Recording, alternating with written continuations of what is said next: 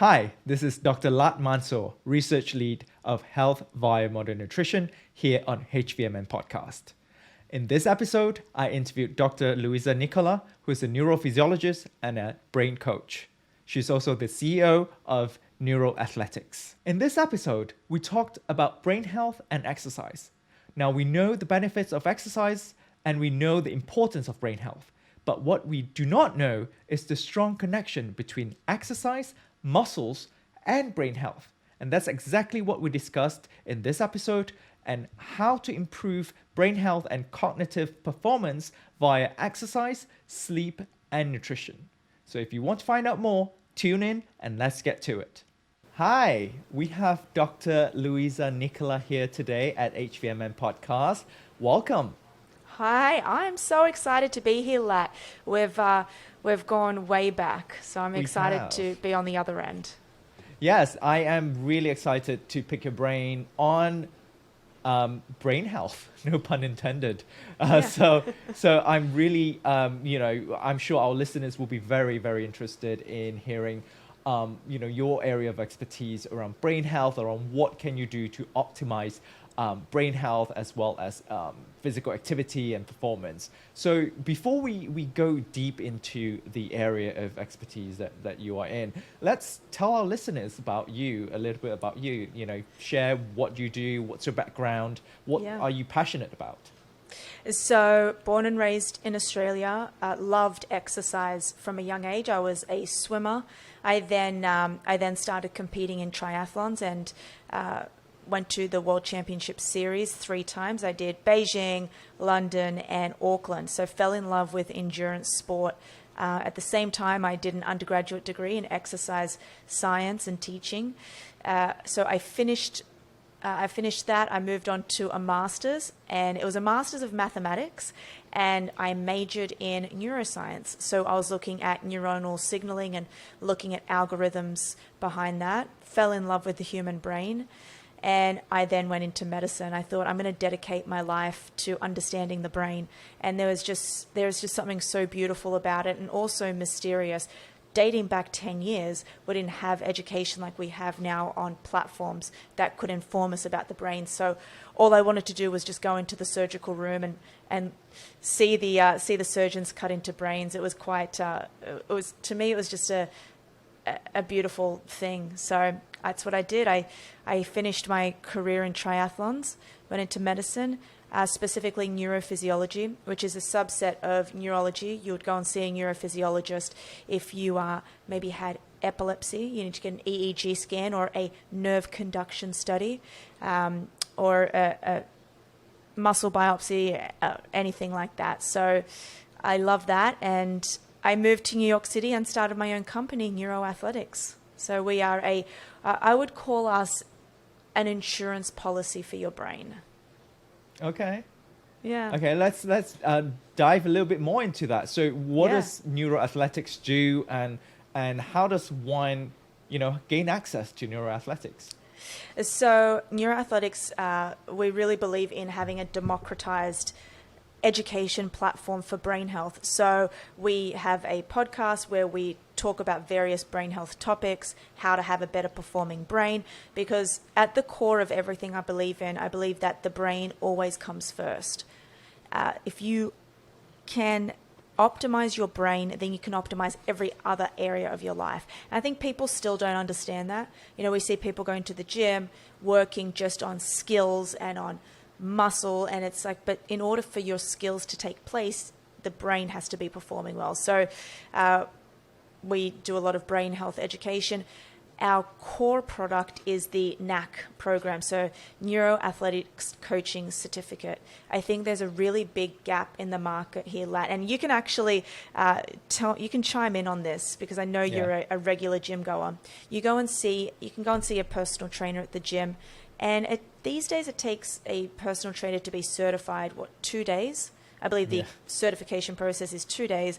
I've seen it. I've really sifted through it. I did it when I was 19, and it really doesn't teach them anything that they are needing to understand. And the reason why I know this is because I sent my mother and my father to a personal trainer. Obviously, they don't really go into the gym. I gave them a personal trainer, and this personal trainer had really no knowledge, and it was surprising to me that they had a job. And I know that sounds pretty fierce, but it was. So I saw this area in the market where I was like, well, I should be training these trainers on the art and science of neuroscience. So we go out now, we certify trainers on neuro athletics. Yeah, I mean, it's fascinating that after centuries of medical advancement, that there is still so much more that we haven't learned about the brain.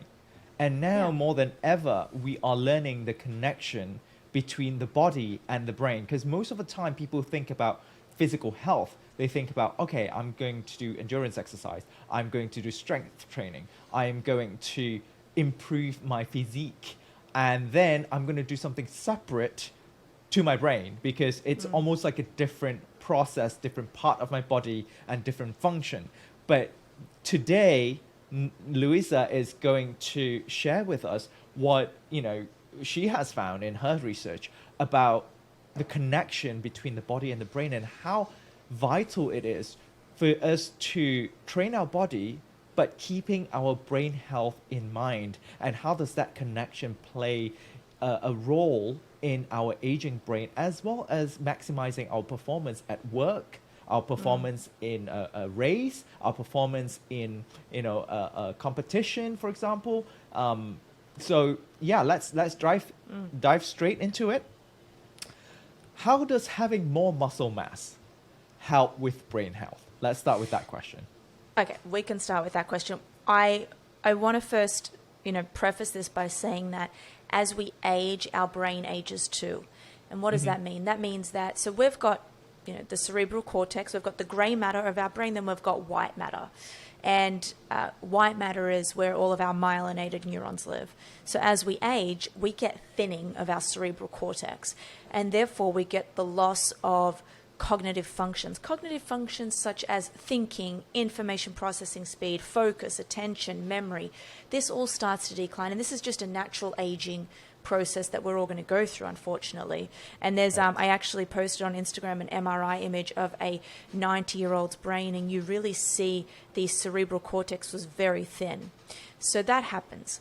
But something else also happens, and that is that we are now experiencing an acceleration in this brain aging process. And that is because of lifestyle factors.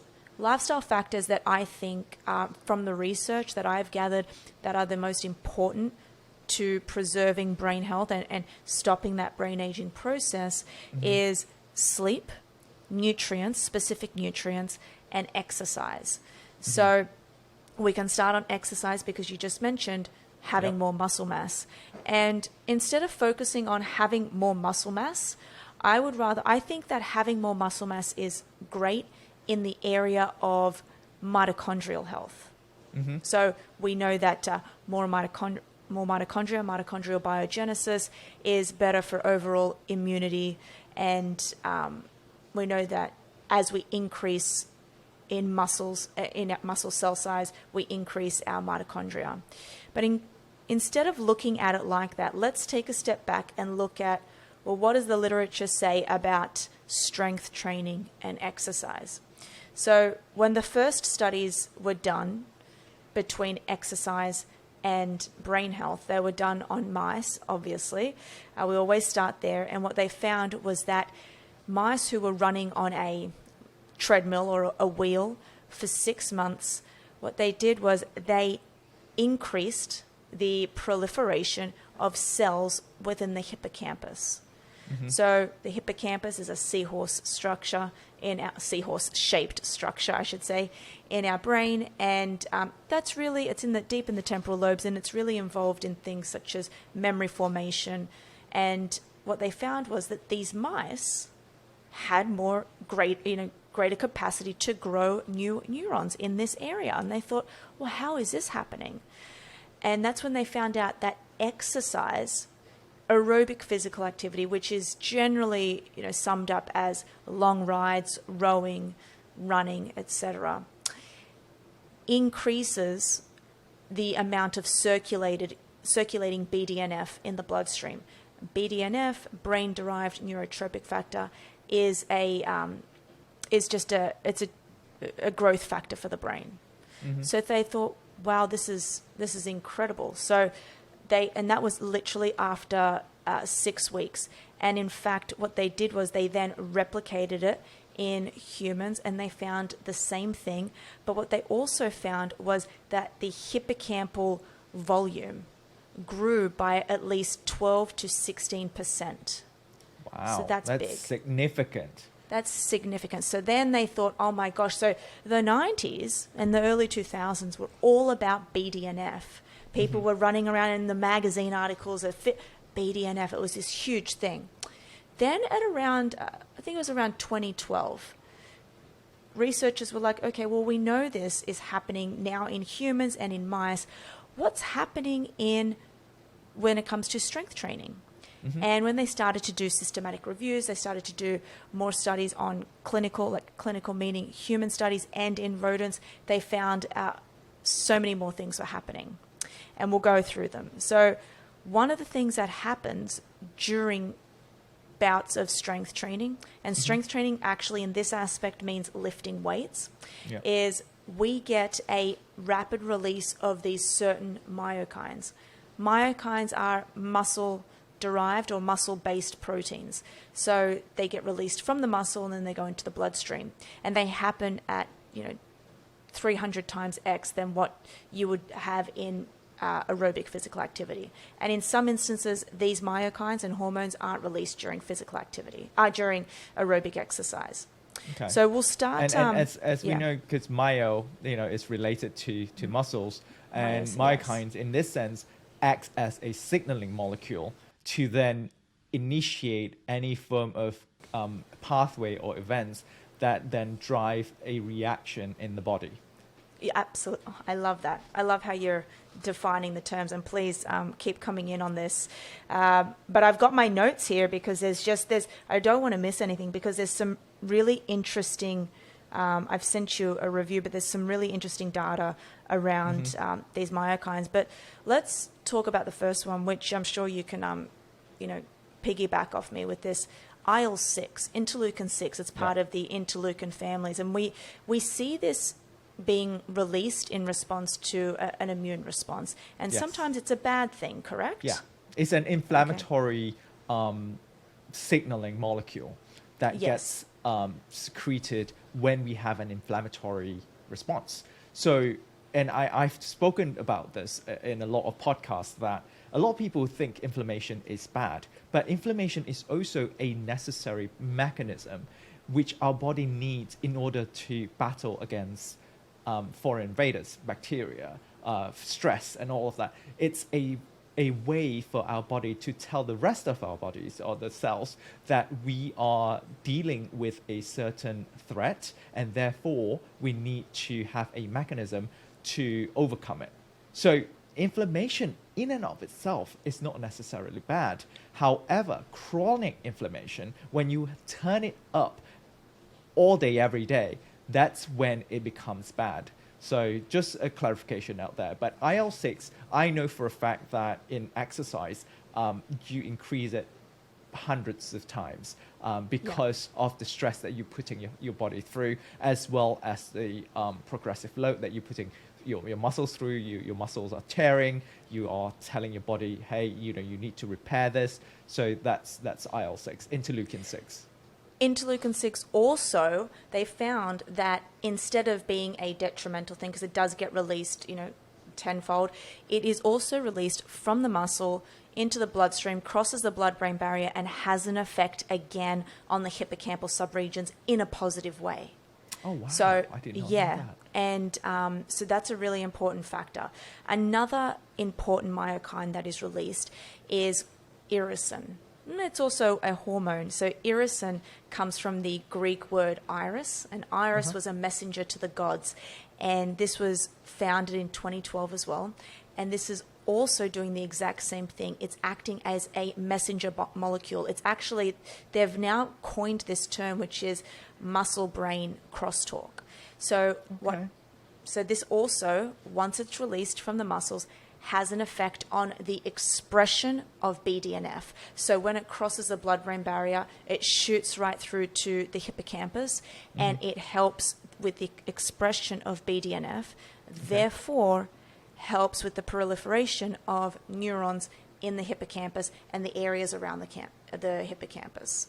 So that's a beautiful thing. Let's recap here. So what I'm understanding is that when you exercise, you increase the secretion of IL-6, you increase the secretion of irisin, and that goes to your brain, bypassing the blood-brain barrier, giving signal to the hippocampus to release BDNF, which in turns increase the proliferation of neurons within the hippocampus, and therefore creating a bigger mass of neurons so that you can function better, you can have an improved performance in cognition. Is that what I'm understanding? That you've said it absolutely correct. Now, there's this thing called neurogenesis, the creation of new neurons, and that's what's happening, the proliferation.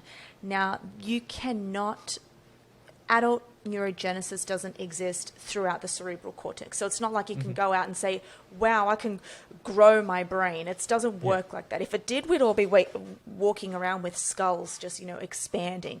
So that's not what's happening exactly, but it does happen within the hippocampus, which is why exercise is the best and first prescription when it comes to individuals who have been either diagnosed with early onset Alzheimer's disease or Alzheimer's disease. And lifestyle interventions for neurodegenerative diseases often involves exercise to some capacity. So, yeah.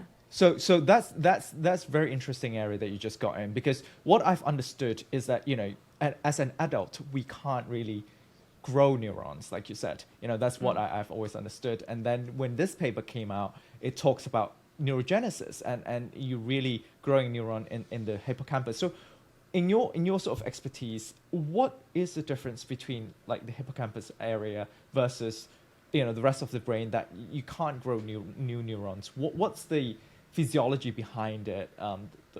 Why can't we grow new neurons, but you can grow it in the hippocampus? I wish I knew. I've never even been asked that question. I wish I knew the answer to it. But look, my understanding would be we've got something called adult neuroplasticity. And we know that when our neurons fire together, when they wire together, they fire together, which is creating our internal habits. That's happening in the deep white matter regions of our brain, which is where the myelinated neurons live. My understanding is that these receptors, so we have receptors all over our bodies, our liver, our heart, where these myokines go to and they attach. So these myokines that I've mentioned also attach and have an effect on endocrine organs as well. I'm only talking about the effects that it has on the brain. Whether the mechanism of pathway is affected, so the reason why it just goes through the blood-brain barrier and goes into the hippocampus, maybe it's got to do with the receptors within the hippocampus, and there is just no receptors or pathway that goes to the prefrontal cortex to activate that. But I may be completely wrong with that. But I'm going to actually that's what I'm going to, as soon as we get off here, I'm going to start looking into that. Amazing. Yeah. And also listeners, do you know that apart from, neurons and the number of neurons we have, as we age, we also lose brain network stability, which means, we have different regions in the brain. And as we age, the connection, the interaction between these regions also decrease, and that's termed brain network stability. So they have seen this via functional MRI, where an aging adult, especially if you're at a high risk of developing cognitive impairment such as Alzheimer's or dementia, you get a decreased stability between these brain networks. And there are a couple of things that have shown to improve brain network stability. One of them is the availability of ketones, ketogenic diet, or exogenous ketones. And we can go into that when we talk about nutrition, because I remember you talked about the 3 pillars that contribute to brain health. One was exercise, the other one was nutrition, and the third one was sleep. So let's wrap things up around exercise, and then we can go on. I just want to point in on that. I think with the decline in the network, also there was a study that came out at the beginning of the year which showed what you just said, and they think the link may be because as we get older, so your brain, like through neuroplasticity, you've got different regions in the brain and they all need to be exercised. When we're young, okay, think of a kid. The kid is, they're at school, they're running, they're jumping, then they're seeing this, then they're seeing art, then they're going to soccer, then they're doing so much. So the brain is just firing at all different angles, so it's growing. And then what happens as we age is you get a bit tired, you just want to stay home, and your brain is not able to sing, it's not able to play tennis, to socially interact with other people. Therefore, those regions that are responsible for the social interaction per se, or tennis or painting, they start to die off. And I think that may be a reason for that, for the so then there's no pathway for the brain to keep going down. So let's move on. The only other thing I'm going to point out with myokines that I think is extremely important is Cathepsin B. So have you heard of Cathepsin B?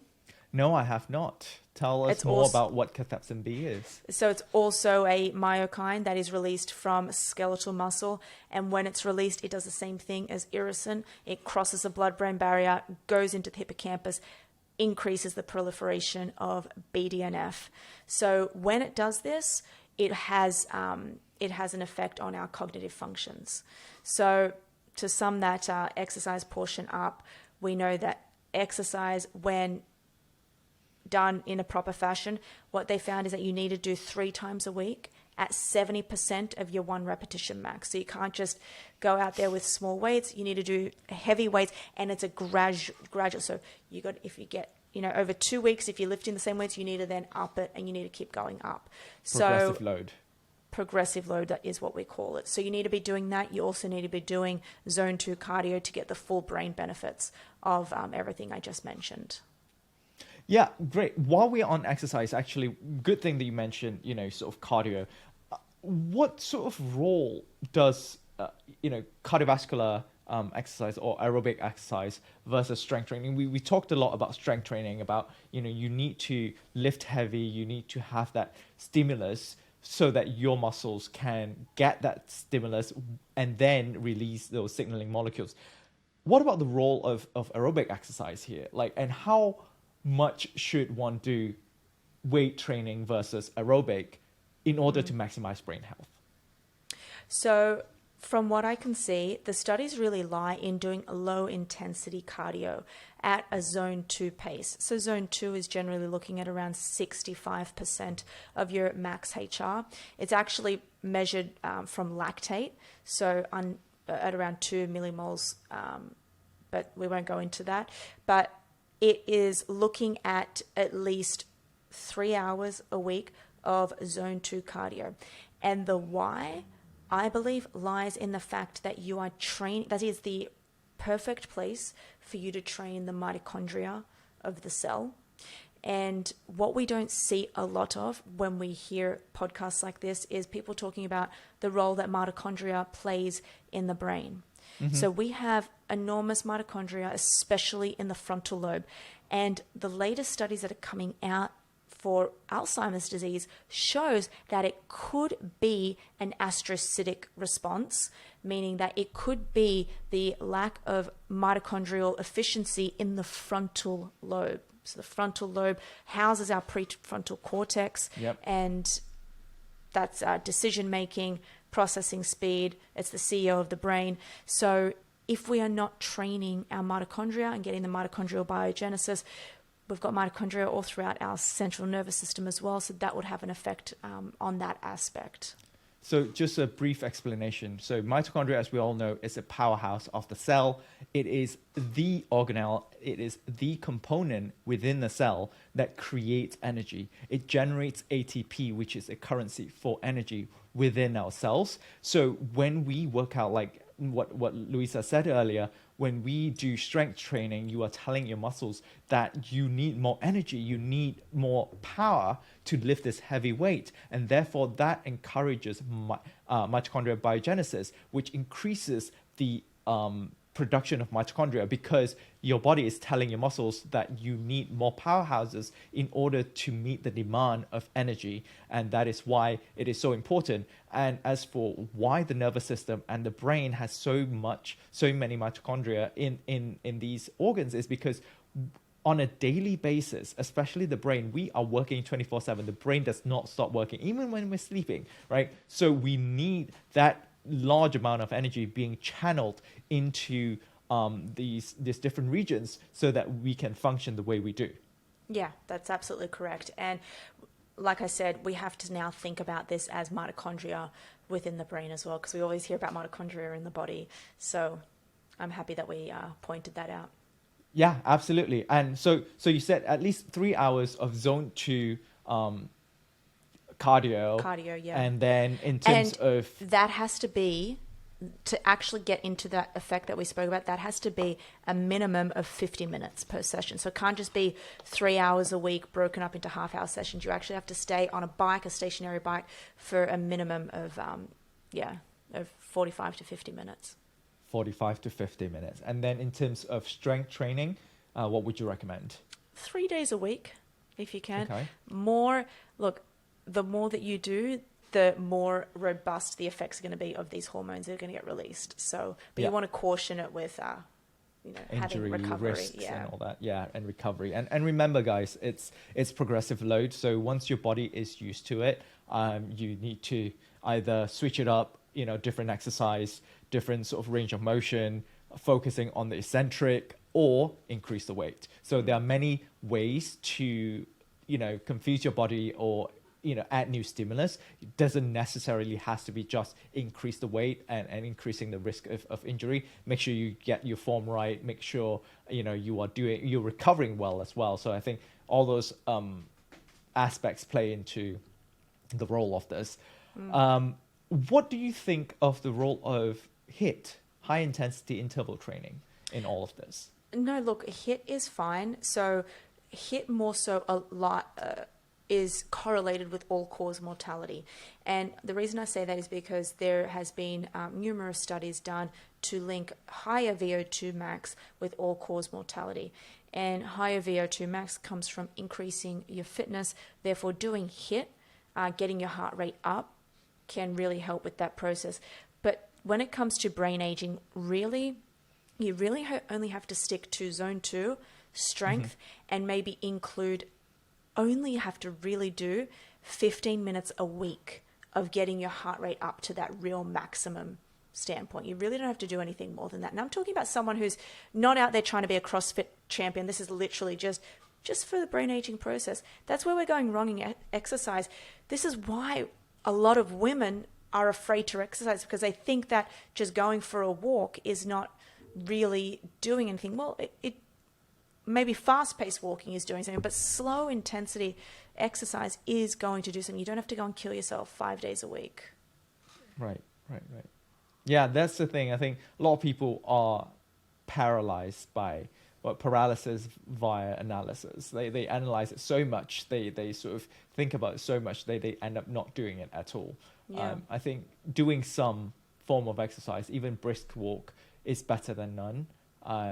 And for people who may want to lose some body fat and retain some muscle mass, HIIT is also a good choice in that sense, to make sure that your muscle mass is retained. And as you do progressive load and growing those muscles and increasing those myokines secretion to affect your brain, that could be a good option, mix and match as well. Yeah, absolutely. All right. Well, let's move on to the next pillar that you mentioned, nutrition. So what are your thoughts around nutrition and brain health? What sort of food people should pay attention to? What sort of food people should avoid? Is there a specific feeding window, feeding style, lifestyle? Tell us more. I do really advocate for fasting, and you and I have spoke about fasting and getting into the ketogenic state, obviously increasing the ketones, which are available as the fuel source for your brain. I love that. I also provide a lot of emphasis to my clients on ingesting omega-3 fatty acids. So omega-3 fatty acids from fatty fish, for example, is made up of 3 parts: EPA, DHA, and ALA. ALA is a form of omega-3 fatty acids, but it comes from plants. It's a plant source form of omega-3. Things such as flax seeds and chia seeds, they contain ALA. But I'm more interested in EPA and DHA. And EPA and DHA have been found to be absolutely unbelievable for the brain and for the body as well. They help with cell membrane fluidity. What I'm really interested in is how do we get this EPA, DHA to the brain? And it turns out that DHA, a liposomal DHA, can go through and cross the blood-brain barrier, and it has an effect on the brain in there.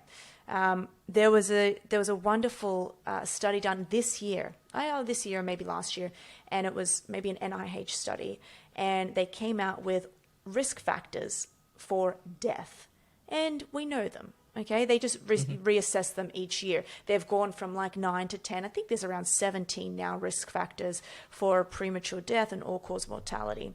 Cardiovascular health is one, etc. Smoking is one. They now found that having a low omega-3 index is now also a risk factor for all-cause mortality. Wow. That's got to be pretty insane, right? Yeah, absolutely. So let's talk about the basics here. What are the roles of, these omega-3 fatty acids in the brain? Is it used for energy, or is it used for structural composition? Is it used for signaling? What is it being used for? So one of the biggest things that it's used for, and this happens actually throughout the brain and body, is it acts as a really good downregulator of inflammation. We're getting inflammation, which I know that you mentioned earlier, a little inflammation is good, but have you ever felt that moment? People ask this a lot. Louisa, I've woken up with brain fog, or my thinking is not clear and I'm just having a decline in my performance. More often than not, what we're doing is we're creating a lot of neural inflammation. That is the inflammation of the central nervous system, brain and spinal cord. And omega-3 fatty acids, EPA and DHA, can go in and actually downregulate these inflammatory responses. So I think that's really a key thing to pick up on. The second thing is the cell membrane fluidity. We want to be able to have, if you cell, what have we got in the human body? 30 trillion cells?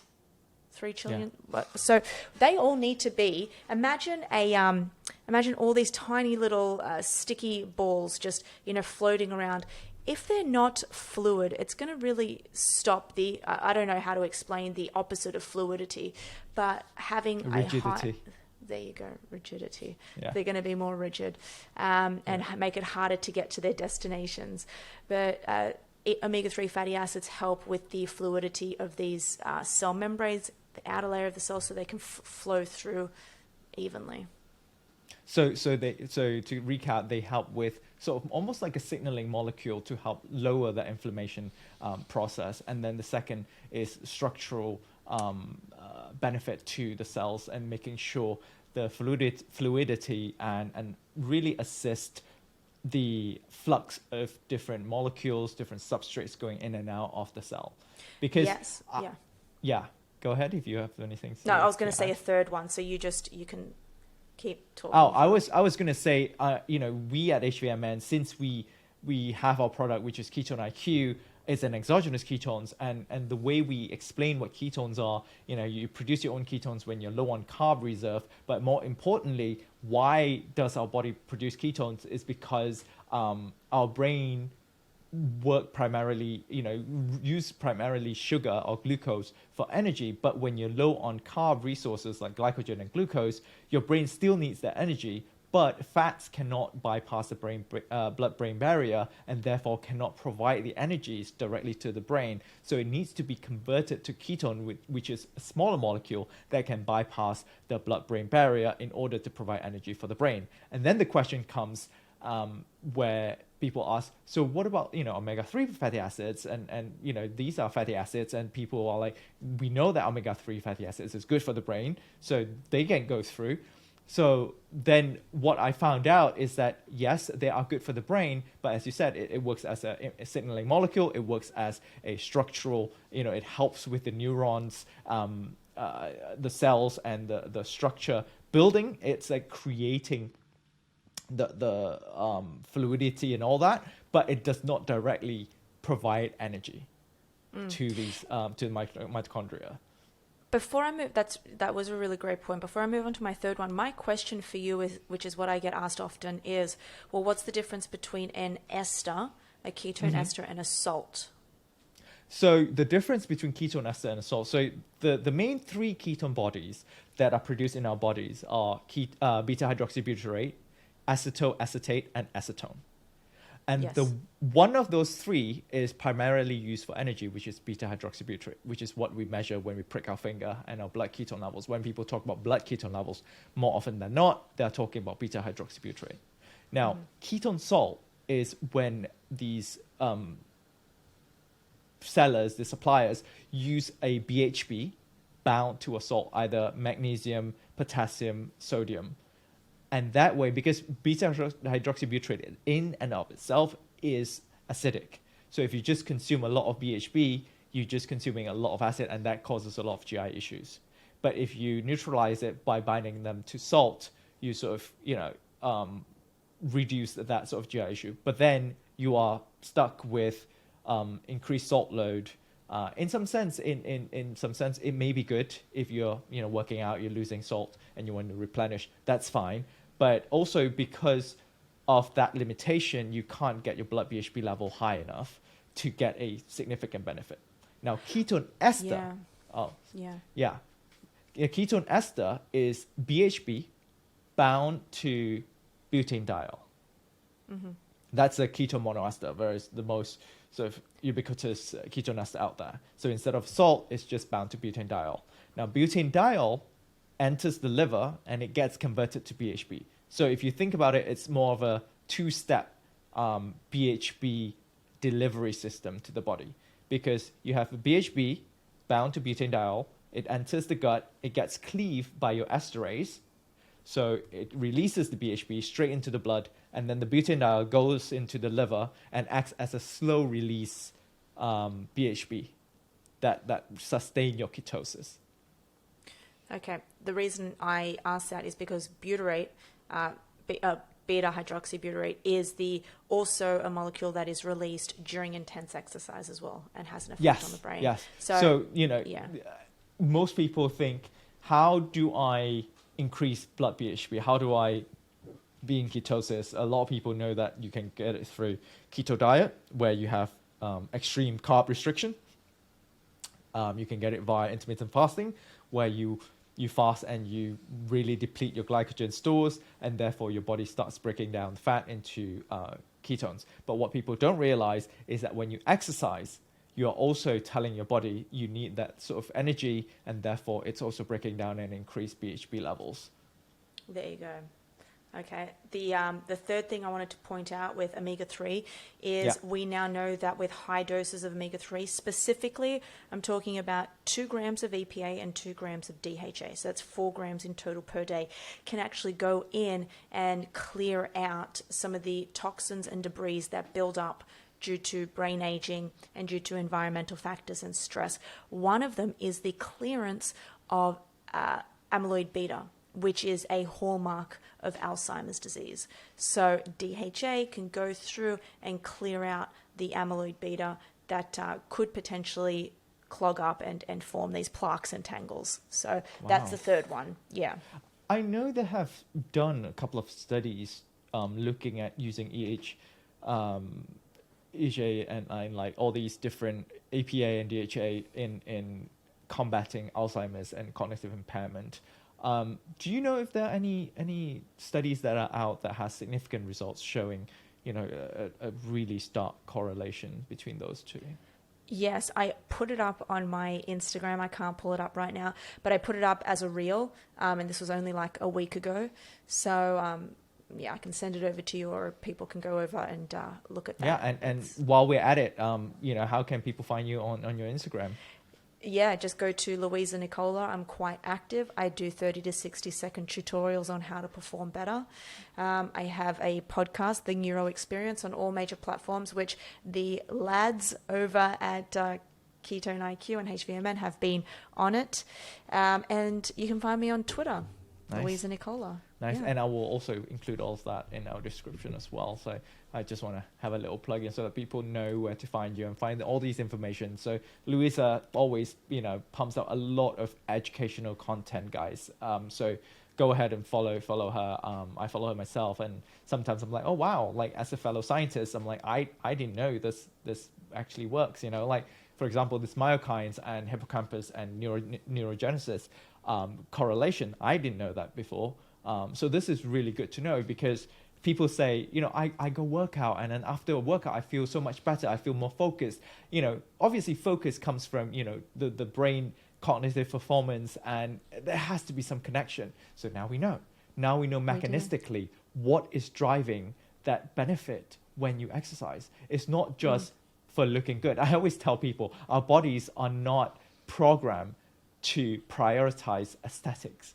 Our bodies are prioritizing survivability. So when we work out, we are manipulating that sort of stimulus response to make sure that we get the desired body, but also getting all the benefit that comes with it. So, Absolutely. Yeah, That's it. In terms of aging, let's talk about aging for a bit. Yeah. Right? Because we know as we age, we also lose muscle, called sarcopenia, right? And as we know how important, now that we know how important muscles are in brain health, as our brain is aging and we're losing muscle, what is the best way to combat all those? Well, it obviously is with proper nutrition, with proper exercise, but it also comes with proper sleep. And that's another factor that ties into this whole brain aging process, because wonderful things happen during sleep. We've got 4 stages of sleep primarily. We've got stage 1, 2, 3, and then the 4th stage. So stage 1 and 2 is your light sleep.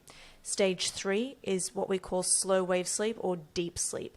So, and then we've got REM sleep, which is stage 4. And these two, stage 3 and 4, are the most critical stages of sleep. And stage 3, deep sleep, so 2 specific things happen during deep sleep. Is the first thing that happens is we get the release of certain hormones, just like in exercise, but these get released during sleep. Things such as testosterone for men, estrogen for women, and IGF-1. And IGF-1 plays a critical role in muscle replenishment and muscle synthesis. So we want to be able to recover using IGF-1, and this gets released during deep sleep. And what happens is, as we age, we actually have a decline in IGF-1. So exercising increases the production and secretion of IGF-1 from several different areas, one being the muscle, but it also gets released during deep sleep. And it's like this, circle effect, right? As we age, we kind of sleep a bit less and less, but if we sleep less and less, we don't get that release of IGF-1. And so IGF-1 we need to be stands for insulin-like growth factor. Insulin growth-like factor, yes, 1. And so we really need this, and therefore we need to practice good sleep hygiene. So we need to practice how can we get into deep sleep. The second thing that happens during deep sleep is we activate a system called the glymphatic system. And the glymphatic system is like a sewerage system. It happens in your brain, and what happens is all of our neurons, they decrease in size, and they do this so that the cerebral spinal fluid can circulate through the brain and wash out all of the debris, and that washes out all of the toxins as well. One of them is amyloid beta, the hallmark to Alzheimer's disease. So that's what's happening there. So it all plays in, right? If we want to increase muscle mass, or we want to just preserve muscle mass, we have to be sleeping well. We have to be exercising. BDNF is also released in the resting state from the muscles just to preserve muscle mass. Okay. We also, during REM sleep is a really critical component of sleep, and it ties into the aging process as well, which I won't go into it, but I will say that during REM sleep, that's where we get all of our emotional first aid, and that's where we get all of our memory formations from the day. They get into our brain, and that's how we say, long-term memories. Vivid dreams also occur during REM sleep. So we really need to be working on sleep hygiene and working on looking at our life and thinking, what is kicking me out of deep sleep? What's kicking me out of REM sleep? Light exposure, alcohol, stress, these things kick you out of REM sleep. So we need to make sure that we are staying on top of those for a better sleep performance. Yeah, and also to add on to that, it's for you guys who are active and exercising, when we talk about recovery, we always talk about sleep. But this is exactly what happens biochemically in your body when you sleep. All these different hormones are being released at specific time at night and when you're at rest, so that it helps you repair your body and also retain the muscles and retain all the positivity that you get from exercise. And at the same time, cleaning all the debris, all the toxicity that you've been accumulated throughout the day. So that's how important sleep is. It's not just us relaxing our body, as that. It's your body is at work, even though you are, fully asleep. Yeah, absolutely. So there are your three key pillars to ultimate brain health. That's how we say you can create a neuro athletic brain. Neuro athletic brain. Yeah. Sleep fitness, nutrients, and exercise. And so in terms of sleep, also another good point, because you mentioned, we have to keep track of what kicks us out of REM, what really disrupt our sleep cycle. And the way that we can do that, obviously via observation, but with technology nowadays, there are so many devices out there that allows you to really measure your sleep quality, that really measure your REM period, and really makes you sort of aware of how good is your sleep quality really. And if it's not that good, you need to go in there and really look at different factors that are driving the quality down. So I think that in and of itself is a blessing, with technology. We're able to do that now, instead of saying, oh, I wake up and I feel really tired. I don't know why. Whereas now you sort of, oh, okay, my recovery score it's a bit low. What have I eaten last night? What have I drank last night that's causing that? Is the temperature well regulated? Is my bed comfortable enough? As simple as that. But it's also, what I find is that we've got the other end of the extreme, where people are looking at their devices like their Oura Ring or Whoop strap, and they're basing their whole day on that instead of just being a human as well. So I think that, yes, while trackers are amazing, it also comes with a lot of stress. So use it at your will, use it just to be tracking your overall performance. And if it, one day it's just not well, then don't kill yourself over it. Yeah. It's a work in progress, and it's a lifestyle. What I tell people is a journey and it's a lifestyle. Enjoy the journey and celebrate those accomplishments. Yeah. Because, you can kill yourself and just like sprint towards the goal, but then what? There's a whole life ahead of you. So therefore, it's important to remind yourself that enjoy the journey along the way. And then once you reach each small goal, celebrate it. Because that's our lives, right? Like we want to strive for better health, better nutrition, and better sleep. Yeah, I love that.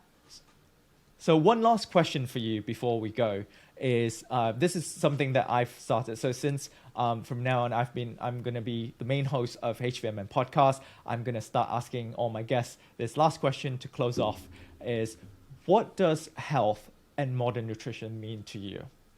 Wow. So I don't know if this is a different take than what everybody has. I think modern nutrition really means understanding who you are at a cellular level. we now have access to a wide variety of resources that can help us enhance our performance and enhance our health.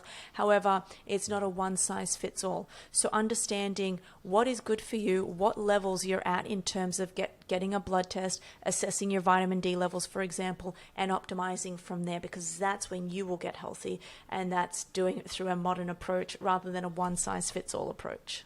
Yes, personalized nutrition. It's always the way to go. And I just recently gave a presentation at the Obesity Help National Conference, and I told people that ultimately everyone, you guys are the PhDs of your body. Nobody will know your body better than yourself.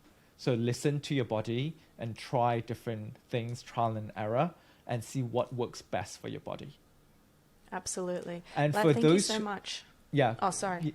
No, I was going to say thank you so much for this amazing conversation. For those out there who are into personal training and interested in Neuro Athletics certification, where can they look out for it? Where can they find more information about it?